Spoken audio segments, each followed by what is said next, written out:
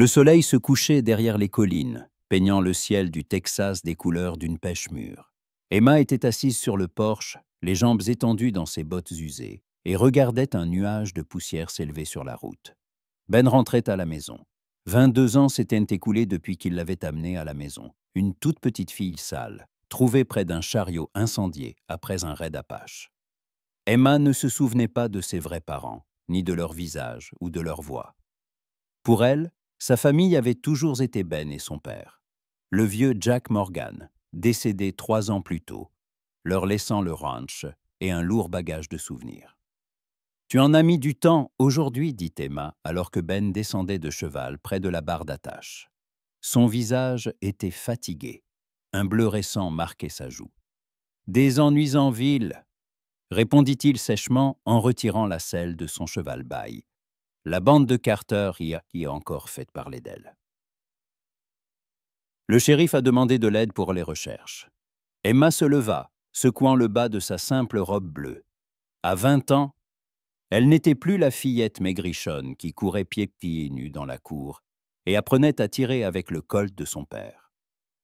Au fil des dernières années, les angles de l'enfance s'étaient arrondis pour devenir les courbes douces d'une femme. Ses cheveux châtains, qu'elle tressait toujours, ondulaient sur ses tempes en mèches rebelles. « Tu es blessé ?» demanda-t-elle en s'approchant pour examiner son visage, à la lueur de la lampe à pétrole qu'elle avait allumée sur le porche. Ben secoua la tête, mais quand Emma tendit la main vers sa joue, il se figea soudainement.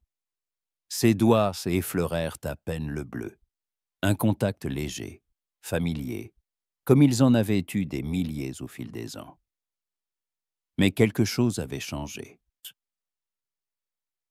Quelque chose dans la façon dont la lumière tombait sur son visage, dans sa proximité telle qu'il pouvait sentir l'odeur de ses cheveux. Un mélange de lavande et de fumée du foyer. Ben recula d'un pas, comme s'il s'était brûlé. « Tout va bien, Amy, c'est juste une égratignure. » Elle fronça les sourcils, ne comprenant pas sa soudaine distance. « J'ai préparé du ragoût d'œuf de bœuf et j'ai fait du pain frais, » dit-elle en se tournant vers la maison. « Assieds-toi, je vais servir. » Ben la suivit du regard, sentant quelque chose se retourner en lui. Mon Dieu, quand est-ce que c'est arrivé? Quand Amy a-t-elle cessé d'être sa petite sœur pour devenir une femme? Il secoua la tête, tentant de chasser ses pensées. Il avait 28 ans et se comportait comme un gamin. Emma s'était émis sa petite, celle qu'il avait protégée des bandits et à qui il avait appris à monter à cheval, celle qui pansait ses blessures et raccommodait ses chemises, celle qui... « Ben, tu viens ?» Sa voix parvint de la maison. « J'arrive, » répondit-il, et il se dirigea vers la porte, essayant de ne pas penser à la grâce de sa silhouette dans la lumière jaune de la lampe. Pendant le dîner, ils parlèrent de choses et d'autres. Des vaches à déplacer vers le pâturage sud, de la clôture à réparer, du nouveau tissu que Madame Harrison de la ville lui avait donné pour une robe. Une conversation ordinaire, comme ils en avaient eu tant. Mais Ben se surprenait à regarder le mouvement de ses mains quand elle coupait le pain, la façon dont elle se mordillait la lèvre inférieure quand elle réfléchissait. « Tu es étrange ce soir ?» remarqua Emma en lui versant du café de la cafetière en fer blanc. « Il s'est passé autre chose en ville? À part la bande, je veux dire. » Ben haussa les épaules, se concentrant sur son assiette. « J'ai croisé Tom Wilson. Il a encore demandé de tes nouvelles. » Emma leva les yeux au ciel. « Tom Wilson peut bien demander autant qu'il veut. » Je lui ai déjà dit que je n'allais épouser personne. « Pourquoi ?» lâcha Ben avant d'avoir pu réfléchir. Elle le regarda, surprise. « Comment ça y est? Pourquoi? » « On a besoin de moi ici. Le ranch doit tourner. La maison doit être tenue. Tu veux te débarrasser de moi, c'est ça? » Une pointe de blessure perça dans sa voix, et Ben secoua vivement la tête. « Bien sûr que non, c'est juste que... Tu es jeune, jolie, tu pourrais avoir ta propre famille. »« J'ai une famille, » dit Emma doucement. « Tu es ma famille, Ben. Ces mots le frappèrent plus fort qu'un coup de poing. Famille, frère. Pour elle, il était un frère, la seule personne au monde qui prenait soin d'elle.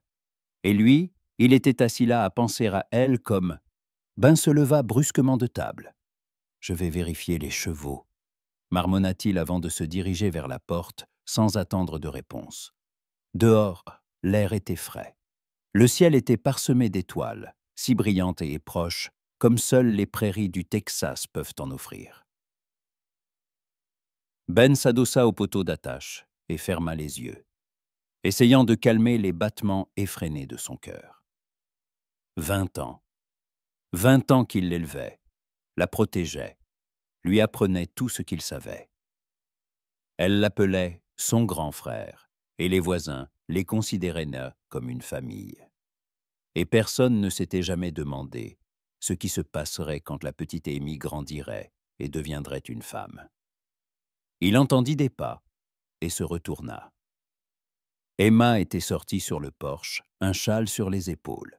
« Ben, que se passe-t-il » demanda-t-elle en descendant les marches. « Tu agis comme si j'avais dit quelque chose de mal. »« Tu n'as rien dit » répondit-il sans se tourner vers elle. « Tout va bien, Amy. » Elle s'approcha et il sentit sa main sur son épaule. « Je te connais mieux que tu ne le penses. Quelque chose te tracasse. » Ben se tourna lentement. Au clair de lune, son visage semblait presque irréel. Des traits doux de grands yeux où se lisait une inquiétude sincère. La même inquiétude avec laquelle elle s'était occupée de lui quand il avait eu la fièvre. La même tendresse avec laquelle elle lui caressait la tête quand il faisait des cauchemars à propos de la guerre. Amy, commença-t-il avant de se taire, ne sachant comment continuer. Quoi? Elle fit un pas de plus, et il n'y avait plus qu'un pied entre eux. Ben la regarda et comprit qu'il était au bord d'un précipice. Un mot, un geste, et tout changerait à jamais. Leur vie tranquille, leur confiance, leur famille. Rien, dit-il finalement. Juste fatigué. La journée a été longue. Emma scruta son visage quelques secondes de plus, puis hocha la tête. D'accord. Alors va te reposer. Je finis dans la cuisine. Elle se tourna vers la maison, et Ben la suivit du regard, ressentant à la fois soulagement et déception. Il avait failli tout détruire. Il avait failli dire ce qui ne devait pas être dit. Mais quand la porte se referma derrière elle, il comprit qu'il ne pourrait plus jamais refouler ses sentiments. Ils s'étaient échappés, comme des chevaux sauvages d'un enclos, et galopaient maintenant dans son cœur, ne lui laissant aucun répit. Emma n'était plus sa petite sœur. C'était la femme qu'il aimait. Et cet amour pouvait détruire tout ce qu'ils avaient. Ben leva les yeux vers les étoiles et, pour la première fois depuis des années, se sentit complètement perdu. Emma se réveilla au son de la pluie frappant le toit. La lumière grise du matin filtrait à travers les rideaux de calicot, et en bas, elle entendait des bruits familiers. Ben était déjà levé et allumait le feu dans la cuisine. Elle s'étira, écoutant ses pas sur le plancher qui craquait. Quelque chose avait changé entre eux ces 3 derniers jours. Bien qu'Emma ne puisse dire quoi exactement. Ben était devenu plus réservé, comme s'il contrôlait constamment chaque mot et chaque geste. Ça. Avant, il pouvait facilement lui passer un braise autour des épaules ou lui ébouriffer les cheveux en passant. Maintenant, il gardait ses distances, comme si un mur invisible s'était dressé entre eux. Après avoir rapidement tressé ses cheveux, Emma descendit à la cuisine. Ben se tenait près de la fenêtre, une tasse de café à la main, regardant les nuages gris. « Bonjour », dit-elle en s'approchant de la cuisinière, où l'eau pour le porridge bouillait déjà. « Bonjour », répondit-il sèchement, sans se retourner. Emma fronça les sourcils. D'habitude, Ben l'accueillait avec un sourire et lui demandait comment elle avait dormi. Maintenant, il se comportait comme si elle était une étrangère dans sa propre maison. « On dirait que la pluie va durer », tenta-t-elle pour engager la conversation en remuant le porridge avec une cuillère en bois. « C'est bon pour l'herbe, mais mauvais pour réparer la clôture. »« grommela Ben en réponse. Emma posa la cuillère et se tourna vers lui. Ben Morgan, que t'arrive-t-il? Depuis 3 jours. Tu ne me parles que par monosyllabes. Tu évites mon regard. Et tu agis comme si je t'avais fait quelque chose. Il se retourna enfin. Et Emma vit dans ses yeux quelque chose de nouveau, une tension qui n'existait pas auparavant. Ben posa sa tasse sur la table et passa une main dans ses cheveux sombres. Il ne m'arrive rien. Juste beaucoup de travail. Beaucoup de pensées. Quelle pensée? Insista Emma en faisant un pas vers lui. On s'est toujours tout dit. Pourquoi te renfermes-tu maintenant? Ben détourna le regard. En réalité, les 3 derniers jours avaient été une véritable torture pour lui. Il se réveillait en pensant à elle et s'endormait avec les mêmes pensées. Chacun de ses mouvements, chaque sourire, éveillait en lui des sentiments qui n'avaient été rien de fraternel. Et plus il essayait de se comporter comme avant, plus tout semblait artificiel. Des choses qu'il vaut mieux garder pour soi, dit-il doucement. Quelle chose? Sa voix devint plus douce, presque tendre. Ben, tu sais que je suis prête à tout entendre, quoi que ce soit. Il la regarda, debout dans la lumière du matin, dans sa simple robe blanche, avec des mèches rebelles échappées de sa tresse. Et il comprit qu'il ne pouvait plus prétendre. Ce mensonge entre eux le rongeait de l'intérieur. D'accord, dit Ben, la voix lasse. Mais avant que je parle, promets-moi que rien ne changera. Quoi que tu penses de moi après mes paroles. Emma sentit son cœur battre plus vite. Elle hocha la tête, bien qu'elle sût déjà que ce qu'il allait dire changerait tout. Ben prit une profonde inspiration. Ce soir-là, quand tu as touché mon visage, j'ai soudain réalisé que je ne te regardais plus comme un frère devrait regarder sa sœur. Les mots restèrent toutes suspendus dans l'air entre eux. Emma se figea, sentant le sang lui monter aux joues. Je sais que ce n'est pas bien, continua Ben, les yeux fixés au sol. Je sais que tu me fais confiance, que tu me considères comme ta famille. Et j'ai trahi cette confiance en me permettant de penser à toi comme à une femme, et non comme à la petite que j'ai élevée. Emma gardait le silence, un silence plus assourdissant que n'importe quel mot. Ben leva les yeux et vit sur son visage de la confusion et autre chose, quelque chose qu'il n'osa pas interpréter. J'ai essayé de me débarrasser de ces sentiments, dit-il, sentant les mots lui brûler la gorge. J'ai essayé de me comporter comme avant, mais je n'y arrive pas. Chaque fois que tu es près de moi, je ne pense pas à ce que je devrais. Et je comprends que je suis en train de détruire tout ce que nous avions. Ben, commença Emma, mais il leva la main pour l'arrêter. Ne dis rien tout de suite. Réfléchis. Et si tu décides ce qu'il vaut mieux que tu partes, je comprendrai. Tu as une tante à San Antonio, elle t'accueillera. Ou nous trouverons une autre solution. Je ne veux pas que tu te sentes en danger dans ta propre maison. Tu penses que j'ai peur de toi? Demanda doucement Emma. Ben croisa son regard. Je pense que tu devrais. Je pense que toute femme sensée devrait avoir peur d'un homme qui lui avoue de tels sentiments. Emma fit un pas vers lui, puis un autre. Il n'y avait plus que 2 pieds entre eux. Et si je te disais que moi aussi, j'ai beaucoup réfléchi ces 3 derniers jours? Dit-elle si bas qu'il l'entendit à peine. Que j'ai essayé de comprendre pourquoi tu avais changé et pourquoi cela m'angoissait tant. Ben se figea. Amy, et si je te disais que la dernière fois que Tom Wilson est venu me demander en mariage, je l'ai comparé à toi et j'ai compris qu'il ne serait jamais ce que tu es pour moi. Ces mots tombaient entre eux comme des pierres dans un étang paisible, créant des ondes à la surface de l'eau. Tu ne sais pas ce que tu dis, murmura Ben. Tu es juste quoi? Une fillette stupide qui ne comprend pas ses propres sentiments. Une note d'acier vibra dans sa voix. Ben Morgan, j'ai 20 ans. Je ne suis pas une enfant, même si tu vois encore en moi la petite fille de 6 ans que tu as ramenée à la maison. Elle leva la main et toucha sa joue, là où se trouvait le bleu qui guérissait depuis près d'1 semaine. Cette fois, Ben ne recula pas. Quand tu n'es pas rentré à l'heure ce soir-là, Je n'ai pas dormi avant minuit, imaginant ce qui aurait pu t'arriver. Quand j'ai vu le bleu sur ton visage, mon cœur s'est serré de peur. Et quand tu as commencé à m'éviter, j'ai ressenti un vide si grand, comme si le soleil avait disparu de ma vie. Ben ferma les yeux, sentant son contact comme une brûlure. Ce n'est pas bien, Amy. Je t'ai élevé, tu es... Je suis une femme adulte capable de décider par elle-même de ce qui est bien ou non, l'interrompit-elle. Et je décide de rester. Quoi qu'il se passe entre nous, je ne quitterai pas cette maison. C'est ma maison. Tu es ma famille.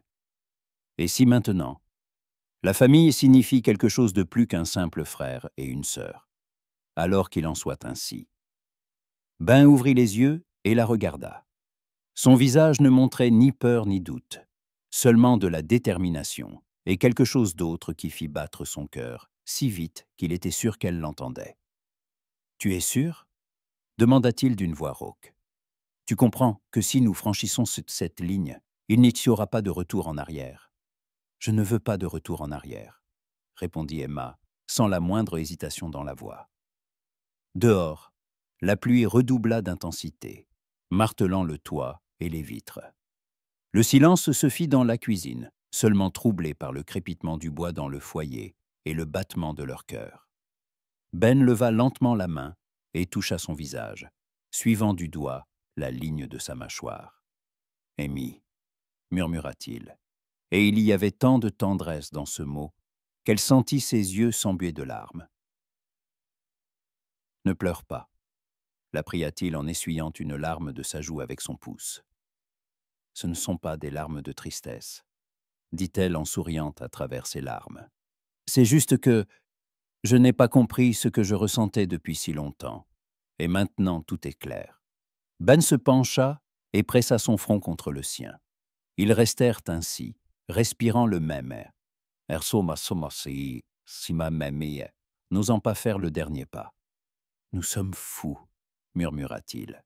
« Peut-être, » acquiesça Emma, « mais la folie peut-elle sembler si juste ?» Et alors Ben céda.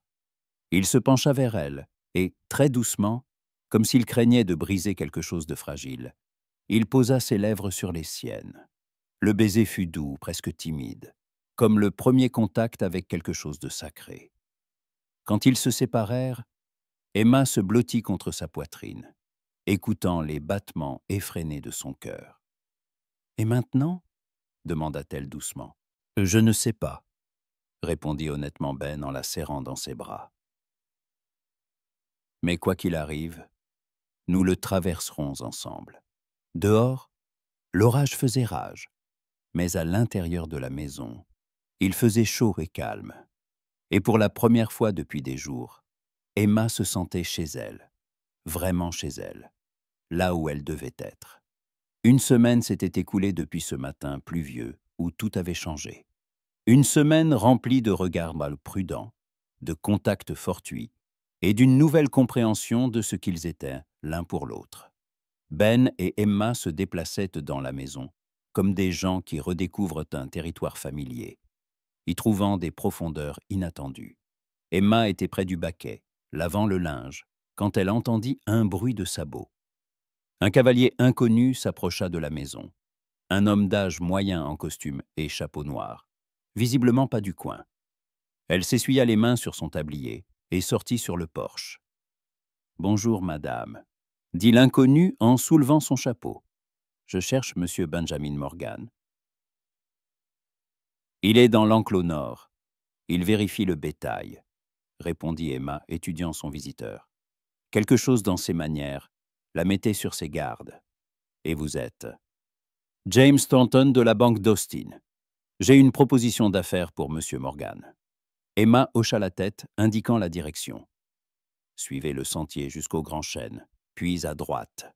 Vous verrez le troupeau. » Thornton la remercia et poursuivit son chemin, tandis qu'Emma le suivait d'un regard inquiet. Les banquiers apportaient rarement de bonnes nouvelles, surtout en venant de si loin. Ben rentra pour le déjeuner, plus sombre qu'un nuage d'orage. Il attacha son cheval et resta un long moment près de la barre d'attache, fixant l'horizon. Emma sortit à sa rencontre, s'essuyant les mains sur une serviette. « Que voulait le banquier » demanda-t-elle sans préambule. Ben se tourna vers elle.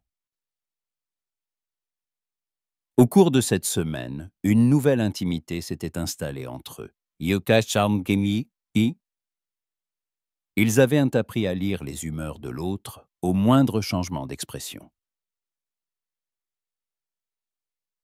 Il veut acheter le ranch. Le chemin de fer va passer par nos terres, et le terrain a pris beaucoup de valeur. Et qu'as-tu répondu? La même chose que j'ai répondu à tous les acheteurs avant lui. Le ranch n'est pas à vendre. Emma s'approcha, voyant la tension dans ses épaules. Mais quelque chose d'autre te préoccupe. Je le sens. Ben soupira et lui passa un bras autour de la taille, un geste qui aurait été impossible une semaine plus tôt, mais qui semblait maintenant le plus naturel du monde. Thornton a insinué que si nous ne vendions pas de notre plein gré, il trouverait l'injeté des moyens de nous faire changer d'avis. Il a parlé de dettes du vieux Jack dont je n'aurais pas connaissance. Quelle dette? Fronça les sourcils Emma. Ton père était un homme honnête. C'est justement pour ça que ça m'inquiète. Si Thornton ment, c'est qu'il prépare un sale coup. S'il dit la vérité, Ben ne termina pas sa phrase, mais Emma comprit. Ils restèrent silencieux quelques minutes, regardant le vent courber l'herbe des prairies. « On s'en sortira, » dit enfin Emma. « Quoi qu'il arrive, on s'en sortira ensemble. » Ben la regarda, son menton volontaire, ses yeux clairs remplis de confiance en lui. Quelque chose se serra dans sa poitrine, un mélange de tendresse et de peur. Maintenant, il avait quelque chose à perdre. Pas seulement un ranch ou une maison, il l'avait elle, et l'idée que quelqu'un puisse lui faire du mal le mettait hors de lui. « Allons à l'intérieur, dit-il, il faut vérifier tous les papiers de père. On trouvera peut-être quelque chose. » Ils passèrent en la soirée à fouiller les documents dans le vieux coffre de Jack Morgan. Titre de propriété, factures, lettres. Toute l'histoire du ranch était là, entre les feuilles jaunies par le temps. « Ça, c'est étrange, » dit Emma en examinant un document à la lueur de la lampe. « C'est la signature de ton père sur un contrat de prêt, daté d'il y a 2 ans. » Ben prit le papier et l'étudia attentivement. 5 000 $, avec le ranch en garantie. Lut-il à voix haute. Remboursable en 1 an. Mais c'est impossible. Père n'aurait jamais hypothéqué la terre, et nous n'avions pas besoin d'une telle somme. La signature ressembla à la sienne. Elle est très ressemblante, admit Ben. Mais l'écriture, quelque chose cloche. Elle est trop ample. Père écrivait plus soigneusement. Emma se pencha, examinant le document. À la lumière de la lampe, ses cheveux brillaient d'or et Ben oublia un instant les papiers, admirant son profil. « Regarde ici, » dit-elle en pointant la date. « Il y a 2 ans, ton père l'était déjà malade. Tu te souviens comme sa main tremblait quand il essayait d'écrire. Bien sûr que je m'en souviens. Et là, la signature est ferme, assurée. » C'est donc un faux, conclut Emma, mais un très bon faux. Ben posa le document et se frotta les tempes. Sa tête bourdonnait de fatigue et de tension. Si c'est un faux, Thornton sait que nous nous en rendrons compte. Ça veut dire qu'il a autre chose, des témoins ou d'autres papiers. Ou alors il bluffe, suggéra Emma. Peut-être qu'il espère nous faire peur, pour qu'on vende le ranch pour une bouchée de pain. Ben secoua la tête. Ce genre de personne ne bluffe pas sans avoir un atout dans sa manche. Non, il a un plan. Et nous devons être prêts. Emma se leva et alla à la fenêtre, regardant dans l'obscurité. Au loin, un coyote hurla, un son solitaire et plaintif qui lui rappelait toujours à quel point le monde était vaste et désert. « Ben, » dit-elle sans se retourner, « et si nous devions vraiment partir, si nous perdions le ranch ?» Et il se leva et s'approcha d'elle, l'enlaçant par derrière et la serrant contre lui. Emma s'appuya contre sa poitrine, sentant son souffle agiter les cheveux sur sa nuque. « Alors nous recommencerons ailleurs, » dit-il doucement. « La terre est importante, Mais ce n'est pas la terre qui fait d'une maison un foyer. Et qu'est-ce qu'il fait? Mata ya toi dit, répondit-il simplement. Là où tu es, c'est là que se trouve ma maison.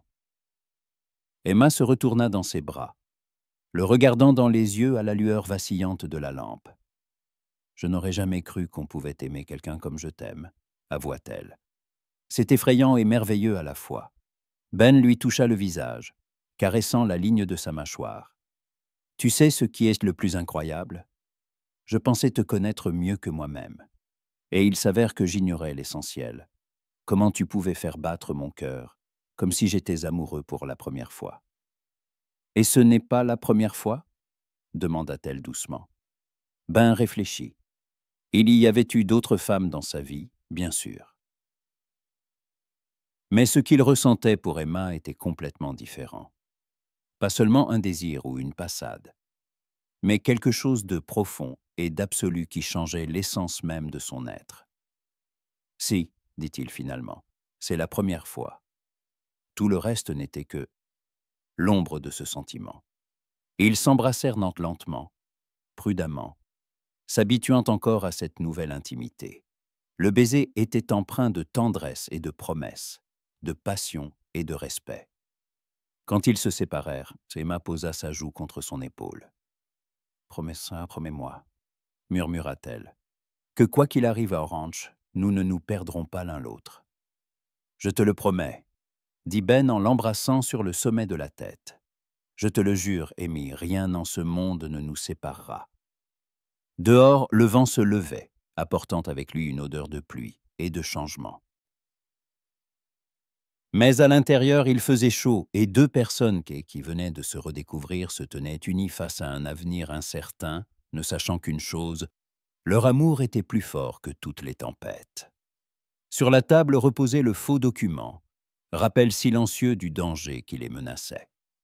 Mais pour l'instant, ils ne pensaient pas aux problèmes de demain. Il n'y avait que cette nuit, cette maison, cet amour qui leur était venu si soudainement et qui avait tout changé. Et au fond d'eux-mêmes, ils savaient tous les deux que leur sentiment serait bientôt mis à rude épreuve. Mais ils étaient nés prêts à affronter cette épreuve ensemble. La matinée commença avec de la fumée. Emma se réveilla avec une odeur de brûlé qui s'était infiltrée jusque dans sa chambre à l'étage. Son cœur rata un battement. Dans les prairies, un incendie était plus redoutable que n'importe quelle bête ou bandit. Elle sauta du lit, jeta un châle sur ses épaules et se précipita dehors.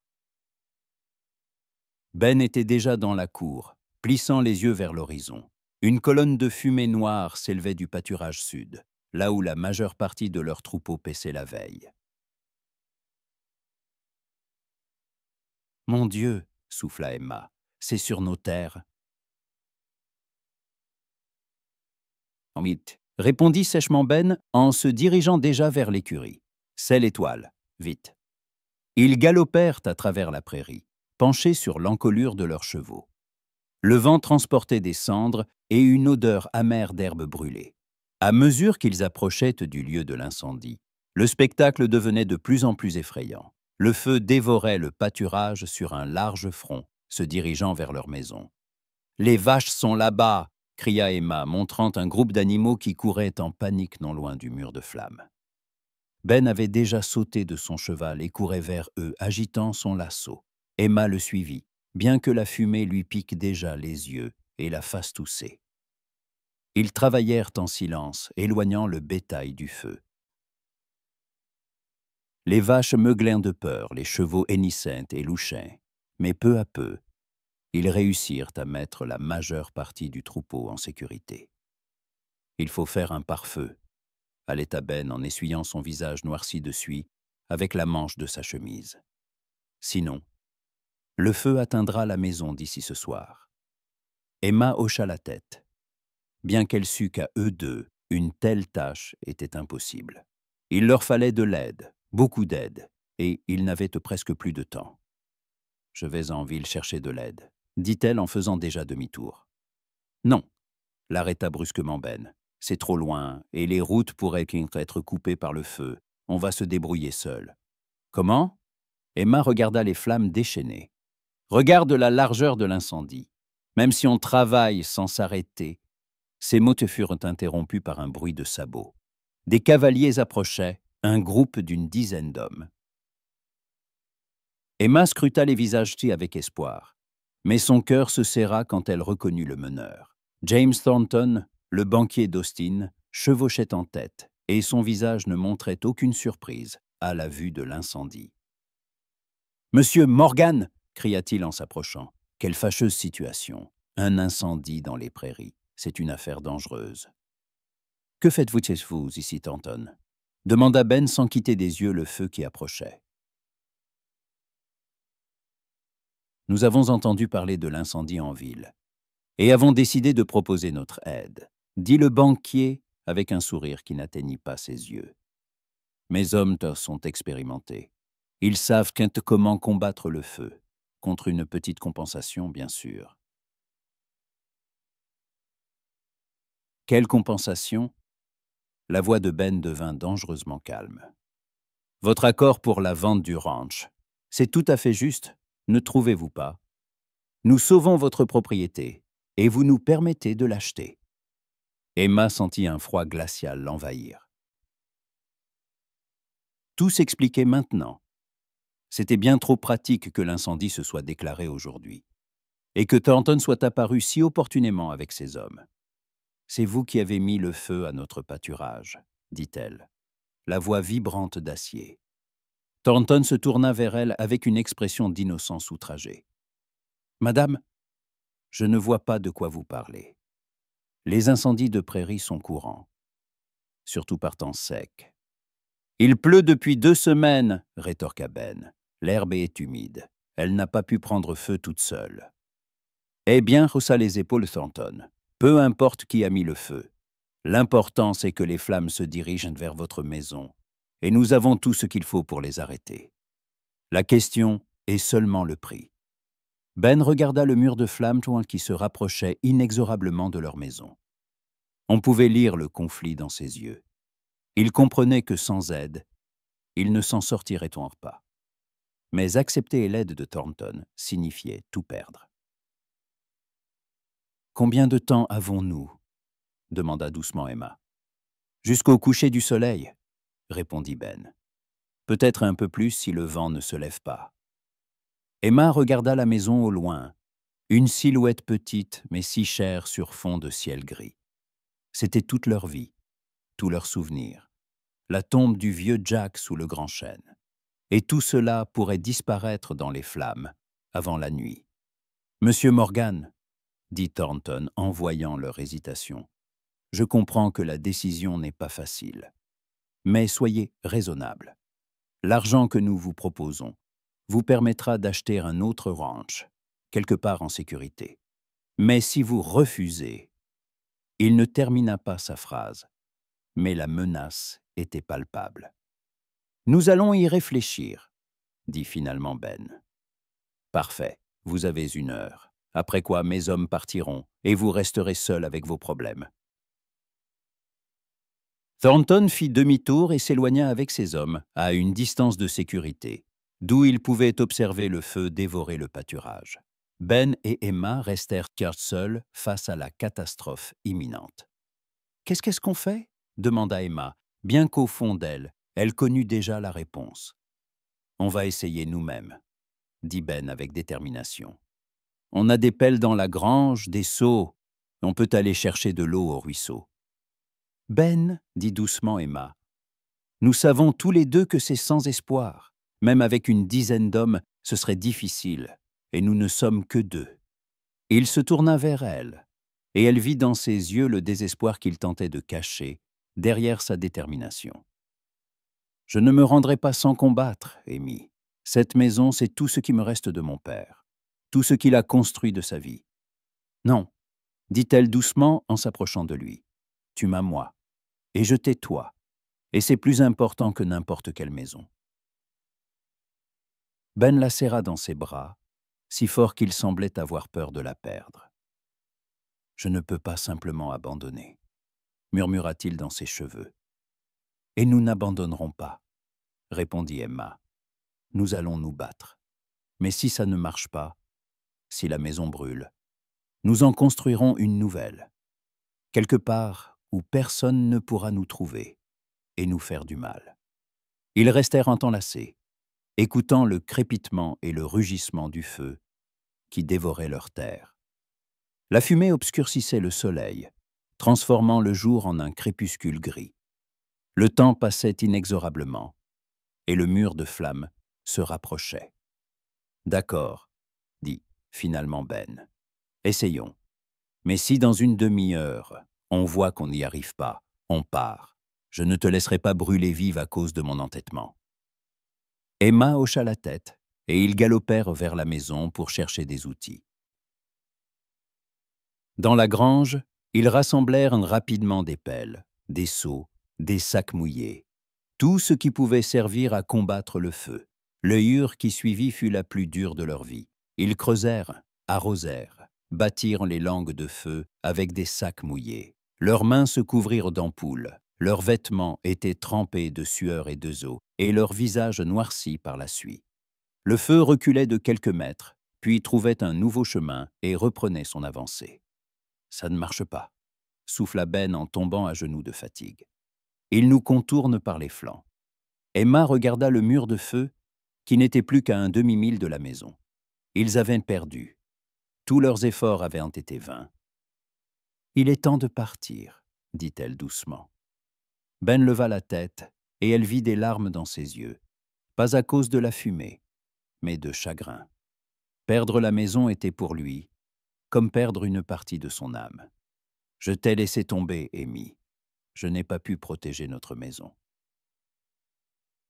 Tu ne m'as pas laissé tomber, » dit-elle en s'agenouillant à côté de lui et en prenant son visage entre ses mains. « Tu es l'homme le plus courageux que je connaisse. Nous avons fait tout ce que nous pouvions. » Ils se levèrent et se dirigèrent vers les chevaux. Thornton et ses hommes attendaient toujours non loin, observant leur lutte avec une expression de patience prédatrice. « Vous avez décidé d'accepter mon aide, » cria-t-il en s'approchant. Ben et Emma échangèrent un regard. C'était leur dernière chance de sauver la maison, mais au prix de toute leur vie. « Et si nous acceptons ?» dit lentement Ben. « Qu'est-ce que c'est qui nous garantit que vous éteindrez vraiment l'incendie, au lieu de nous emmener loin et de laisser la maison brûler ?» Thornton sourit. « Ma parole de gentleman, je ne peux rien vous offrir de plus. »« La parole de l'homme qui a mis le feu à nos terres, » dit Emma avec amertume. « Comme je l'ai déjà dit, madame, vous ne pouvez pas le prouver. » Ben regarda la maison, puis Emma, puis de nouveau le feu qui approchait. Il fallait prendre une décision maintenant. Et puis, comme un don du ciel, ils entendirent un autre bruit de sabots, mais cette fois venant de la direction opposée. Un groupe de cavaliers approchait de la ville, avec à leur tête le shérif Thomas, un brassard rouge au bras. « Hé, Morgan !» cria-t-il avant même d'être arrivé. « On a vu la fumée. On est venu aider. » Derrière le shérif, une quinzaine d'hommes suivaient, des fermiers et des habitants de la ville, avec des pelles et des seaux, prêts à combattre le feu. Emma sentit l'espoir l'envahir. Sur le visage de Thornton, une expression d'extrême irritation apparut. « On dirait, monsieur Thornton, » dit Ben avec son premier sourire de la journée, « que nous n'avons plus besoin de vos services. » Et la véritable bataille contre le feu commença. Non pas la lutte désespérée de deux personnes, mais l'attaque organisée de toute une troupe. Au coucher du soleil, l'incendie était maîtrisé, et la maison des Morgan était sauve. Mais Emma et Ben savaient que ce n'était que la première attaque. Thornton n'abandonnerait pas, et de nombreuses épreuves les attendaient encore. Mais ils avaient compris une chose essentielle. Ensemble, ils pouvaient tout surmonter. 3 jours s'étaient écoulés depuis l'incendie, mais Emma se réveillait encore avec l'odeur de la fumée dans les narines. Incendie criminel, c'est ainsi que le shérif Thomas l'avait qualifié en venant hier avec son rapport. On avait trouvé les restes d'un chiffon imbibé d'huile et d'allumettes, à l'endroit où le feu avait commencé. Mais il n'y avait aucune preuve contre Thornton. Il avait été trop malin. Elle était dans la cuisine, préparant le petit déjeuner, quand elle entendit une conversation sur le porche. Ben parlait à quelqu'un d'un ton bas et sérieux. « Gata !» Emma jeta un coup d'œil par la fenêtre et vit un vieil homme maigre aux vêtements usés. L'inconnu tordait nerveusement son chapeau entre ses mains et regardait souvent autour de lui. « Amy » appela Ben quelques minutes plus tard. « Sors, s'il te plaît.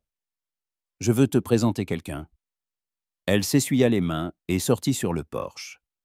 Le vieil homme s'inclina avec une politesse timide. « Voici Elijah Cross », le présenta Ben. Il travaillait comme employé dans le bureau de l'avocat qui aurait soi-disant formalisé le prêt pour mon père. Le cœur d'Emma s'accéléra.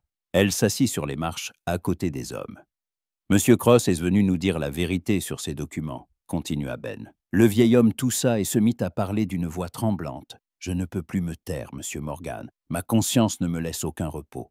Ce qu'ils vous font est tout au mal. Racontez-nous tout depuis le début », demanda doucement Emma. « Il y a 2 ans, ce Thornton est venu me voir avec une liasse de papier. Il a dit qu'il fallait antidater un prêt pour votre père. Il a apporté des échantillons de sa signature et m'a ordonné de copier l'écriture aussi précisément que possible. » Elijah s'humecta nerveusement les lèvres. « J'ai refusé au début. Mais il a menacé ma fille. Elle travaillait dans sa banque. Il a dit qu'il la renverrait et que sans travail, elle et ses enfants seraient perdus. J'ai dû accepter. »« Et vous avez falsifié les documents ?» précisa Ben. « Oui, que Dieu me juge. J'ai imité la signature de votre père sur le contrat de prêt. Et pas seulement celle-là, plusieurs autres papiers censés prouver que l'argent avait bien été versé. » Emma et Ben échangèrent un regard. Ils avaient enfin la preuve des manigances de Thornton. « Monsieur Cross, » dit Emma, « pourquoi avez-vous décidé de parler maintenant ?» Le vieil homme baissa la tête. « Après l'incendie chez vous, ma fille est rentrée à la maison en larmes. Elle a dit que Thornton s'était vanté à la banque, devant tout le monde, de la façon dont il avait mené son affaire. Comment il avait mis le feu à vos terres, et vous avez presque forcé à vendre le ranch. C'est là que j'ai compris que je ne pouvais plus faire partie de cette infamie. »« Êtes-vous prêt? Répétez vos paroles devant le shérif ?» demanda Ben. « Je le suis. Même si je sais qu'après ça, ma fille et moi ne pourrons plus vivre en ville. Thornton nous écrasera. »« Il ne vous écrasera pas, » dit fermement Emma. « Nous vous aiderons. Vous pouvez rester chez nous le temps que les choses se calment. » Elijah la regarda avec gratitude. « Vous êtes de bonnes personnes. C'est dommage que ma lâcheté vous ait causé tant de problèmes. » Ben posa une main sur l'épaule du vieil homme. « L'important, c'est que vous ayez trouvé le courage de dire la vérité. Allons en ville parler au shérif. » 1 heure plus tard, ils étaient assis dans le bureau de Thomas, lui racontant ce qu'ils avaient appris. Le shérif écoutait attentivement, posant parfois des questions pour clarifier.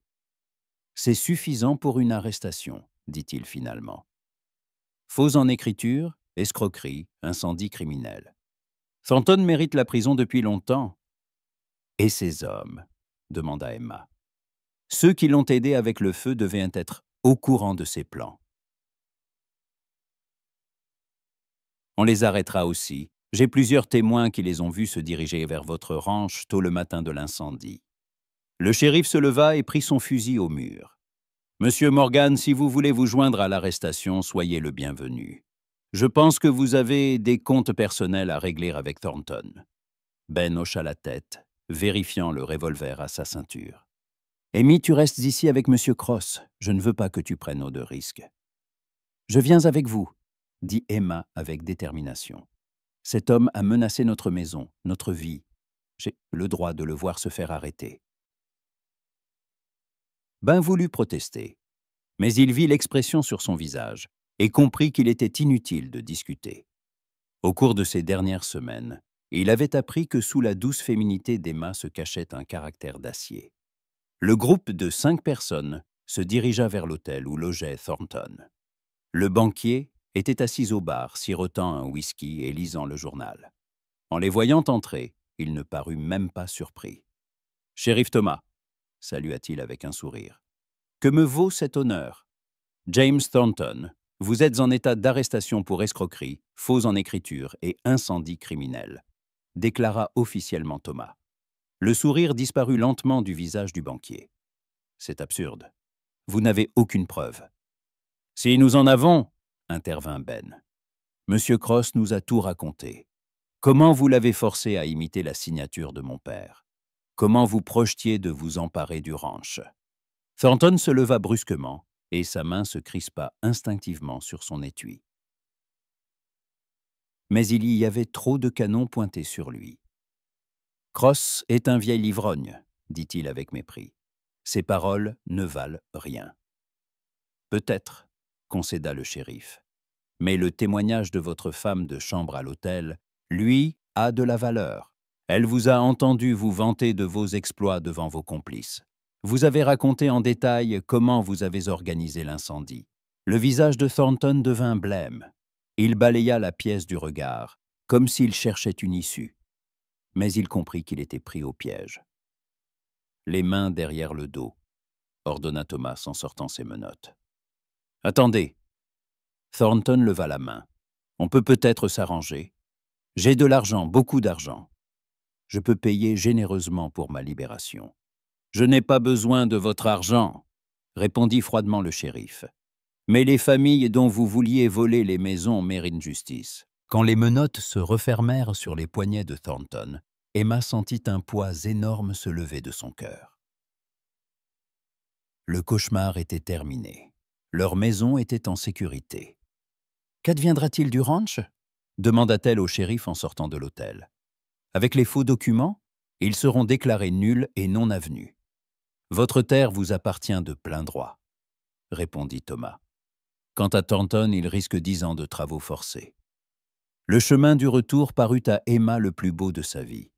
Le soleil se couchait, peignant le ciel de teintes dorées. Ben chevauchait à ses côtés, et de temps en temps, leurs regards se croisaient, remplis de soulagement, de joie et de quelque chose d'autre encore. « Tu sais, » dit Ben alors qu'ils approchaient l'un de la maison, « je n'arrête pas de penser à une chose. » « À quoi ?»« À ce que je t'ai dit la nuit où nous avons trié les papiers de père. Que là où tu es, c'est là que se trouve ma maison. » Emma sourit. « Et qu'est-ce que tu en penses ?»« Je pense qu'il est temps de rendre ça officiel, » dit-il en arrêtant son cheval près du porche. « Amy, veux-tu m'épouser ?» La demande fut si simple, si naturelle, qu'elle semblait la chose la plus évidente au monde. Mais pour Emma, ces mots signifiaient un tout. « Oui, » répondit-elle sans la moindre hésitation. « Bien sûr que oui. » Ben sauta de son cheval, la souleva dans ses bras et la fit tournoyer. Emma riait, la tête renversée vers le ciel où les premières étoiles commençaient à briller. « Nous sommes fous, » dit-elle, répétant ces mots de cette nuit mémorable. « Peut-être, » acquiesça Ben en la reposant au sol mais sans la lâcher. « Mais c'est la plus belle folie de ma vie. » Ils s'embrassèrent sous le ciel étoilé du Texas, près de la maison qu'ils avaient failli perdre, mais qui serait désormais pour toujours leur forteresse. Devant eux s'ouvrait un mariage, une nouvelle vie d'époux, et toutes les joies et les difficultés qu'apporte le véritable amour. Mais pour l'instant, il n'y avait que ce moment, parfait et plein de promesses de bonheur futur. Le mariage devait avoir lieu dans un mois. Emma n'aurait jamais pensé que la préparation du plus beau jour de sa vie pût apporter autant de soucis et d'excitation.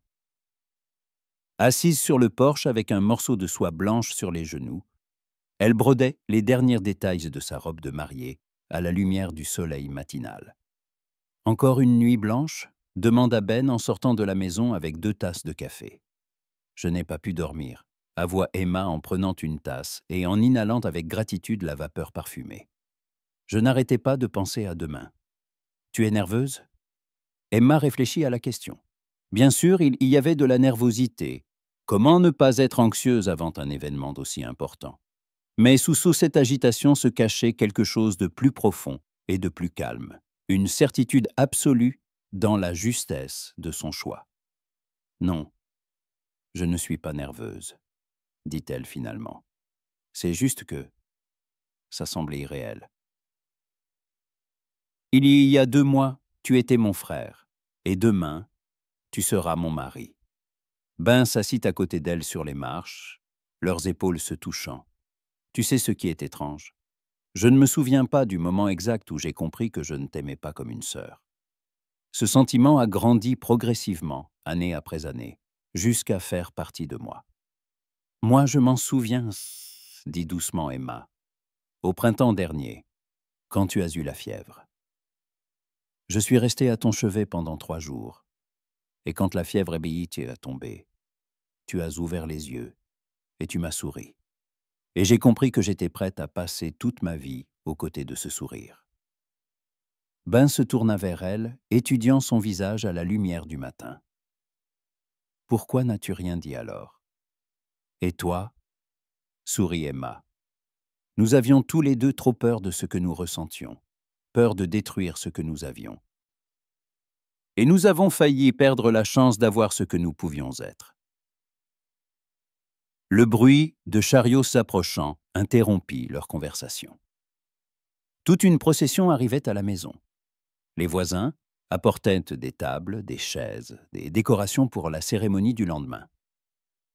Madame Harrison de la ville leur fit un signe de la main depuis le premier chariot. « Emma, ma chérie !» cria-t-elle de loin. « Nous avons tout apporté pour le mariage !» Les heures suivantes, qu'on accure les heures suivantes, se passèrent dans une agréable agitation. On installa les tables dans la cour. On les décora de nappes blanches et de fleurs des champs. Les femmes préparaient le festin. Les hommes tendaient des guirlandes de papier coloré entre les arbres.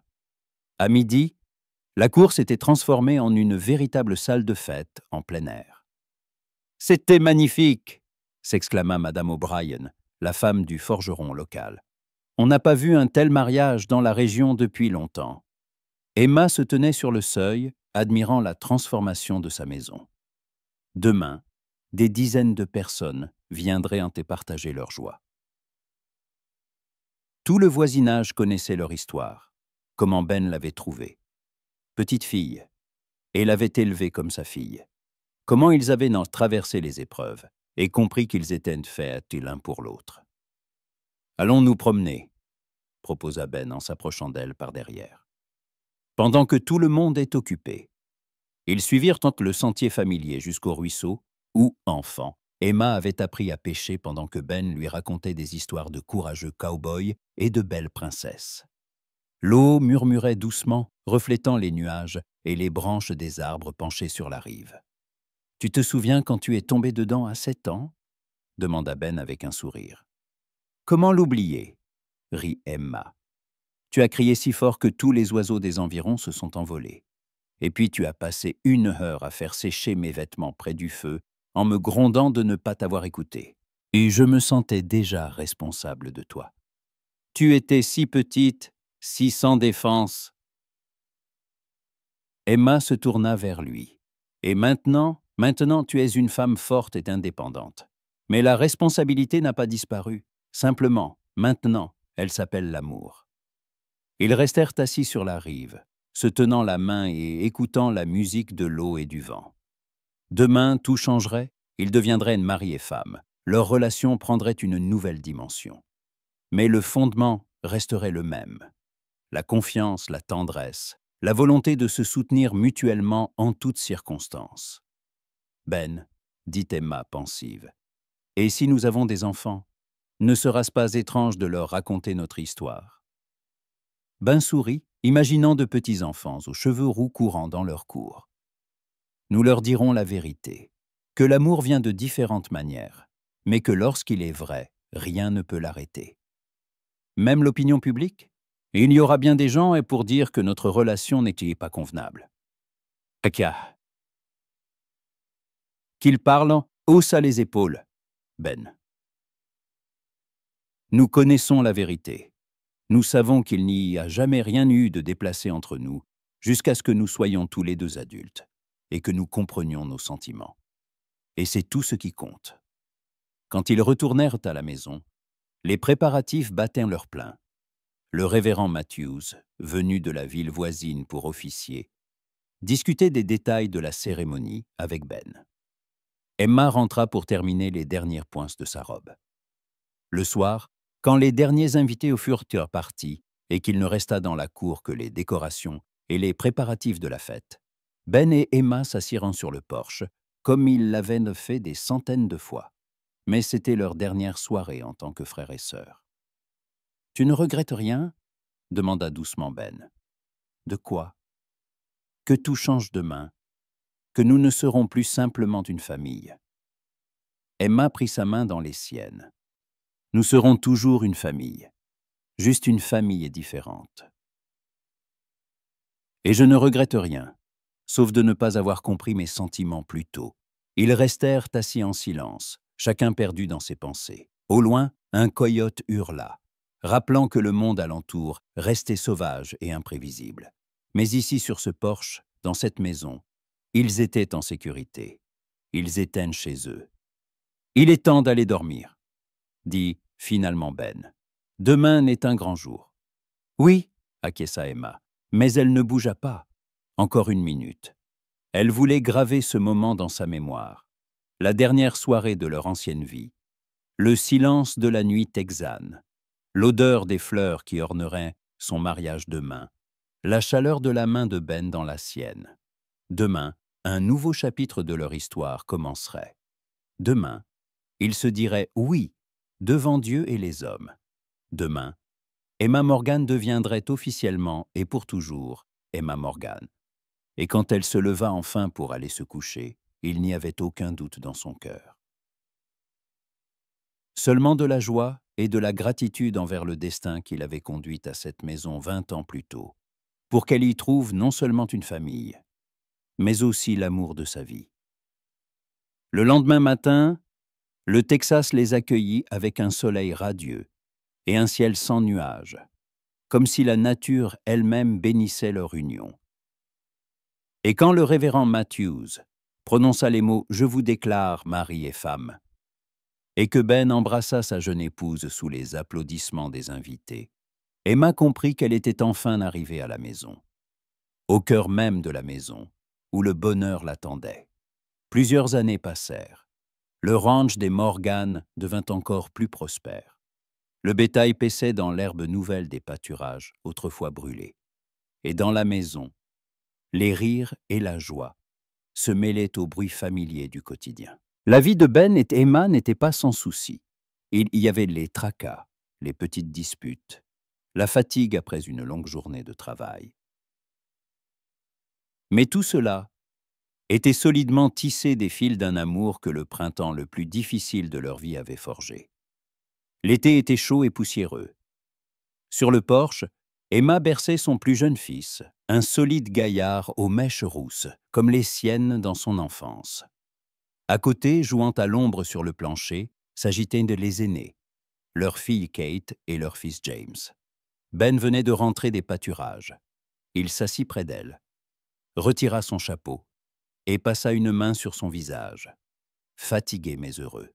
« Tout va bien ?» demanda Emma, examinant Ben d'un regard où se mêlaient l'inquiétude et une pointe d'amusement. « Ton Jack a failli emmener un veau dans l'enclos du voisin, » sourit-il en retour.